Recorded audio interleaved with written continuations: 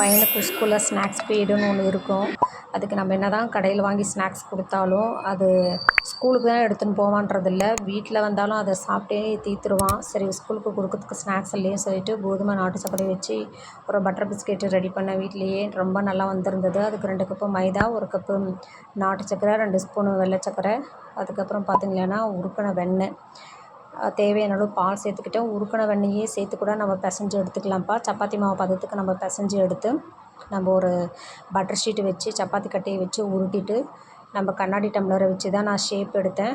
நம்ம வீட்டில் எந்த மூடி இருந்தாலும் நம்ம ஷேப் எடுத்துக்கலாம். ஷேப் எடுத்துகிட்டு இதுக்கு முன்னாடி 180 டிகிரி செல்சியஸ்க்கு ஒரு 10 நிமிஷம் ஃப்ரீ ஹீட் பண்ண அவனில் ஒரு 20 நிமிஷம் நம்ம பேக் பண்ணி எடுத்தால் அழகான பட்டர் பிஸ்கெட் ரெடி ஆகிடுச்சு. இதை சாப்பிட நம்மளுக்கு கடையில் வாங்குகிற பட்டர் பிஸ்கெட் மாதிரி இருக்காது, ஆனால் ரொம்ப ஹெல்த்தியாக தான் இருந்தது. என் பையன் ரொம்பவே நல்லாவே சாப்பிட்டு தீத்துனான். ஏன்னா என் பையன் தான் தீத்துனான், எங்கள் பாப்பா இதை வாயில் கூட வைக்கலப்பா.